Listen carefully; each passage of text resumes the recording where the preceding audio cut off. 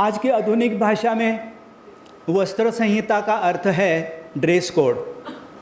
हमारे मंदिर सात्विकता प्रदान करने वाले केंद्र हैं। इसका लाभ हमें मिले इसलिए हमारा आचरण तथा वेशभूषा सात्विक होनी चाहिए। अनेक लोगों के मन में यह प्रश्न होता है कि हमारे किसी भी धर्म ग्रंथ में वस्त्र संहिता का विवरण ही नहीं है।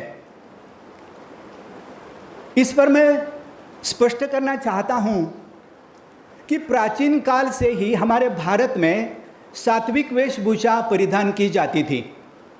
जैसे जैसे भारतीयों का पाश्चात्यीकरण होता गया, वहाँ से हमारी सात्विक वेशभूषा परिवर्तित होती गई और मंदिरों में सात्विक वेशभूषा इसकी आवश्यकता निर्माण हो गई।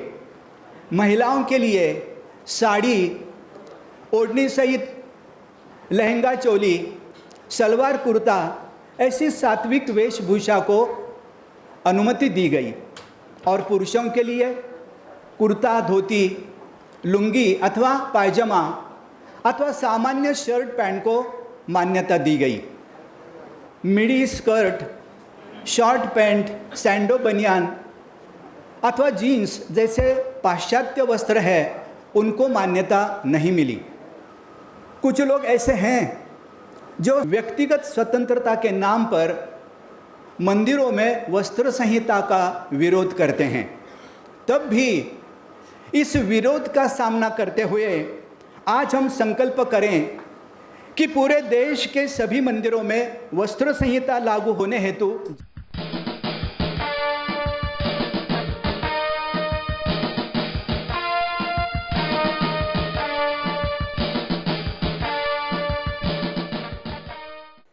मंदिर का जो उपयोग हो, वहाँ पर जो धन आ रहा है उसका उपयोग हमारे धर्म, हमारी संस्कृति, इसके प्रचार में हो, तब जाकर के मंदिर से ही मंदिर धर्म की शिला है, मंदिर धर्म का अंग है और उसी के द्वारा धर्म का प्रचार हो रहा है। तो हमारे लिए एक बहुत बड़ा इसका एक अभिनव ये उपक्रम हो सकता है।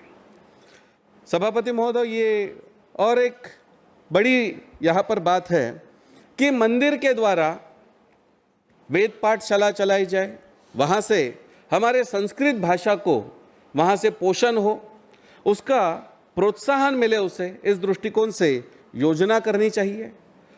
मंदिर में केवल दर्शन ना हो तो ग्रंथालय हो, जहाँ पर बैठ करके हमारे धर्म ग्रंथ पढ़ सकते हैं। उस मंदिर के शास्त्र को, उस मंदिर के प्राचीन इतिहास को पढ़ा जा सकता है, जिससे आगे आने वाली पीढ़ी को ये पता चले कि इस मंदिर का इतिहास क्या है, इसके बारे में क्या वास्तविकता में हमारा आधार है। तो इस दृष्टिकोण से भी विचार किया जाना चाहिए। सभापति महोदय, ऐसे ही मंदिर के कई बार सभागृह होते हैं, उनमें शादियां होती है, लेकिन क्या उन सभागृहों का उपयोग केवल धन अर्जन करने के लिए न करते हुए धर्म के प्रचार के लिए किया जा सकता है? क्या वहाँ पर से हम कोई धर्म प्रचारक आए, कोई कीर्तन करने के लिए आए, कोई संकीर्तन करने के लिए आए, कोई प्रवचन के लिए आए, तो क्या इन कामों के लिए वहाँ पर उपयोग हो सकता है? तो इससे हिंदू धर्म के लिए बहुत बड़ी सहायता हो सकती है।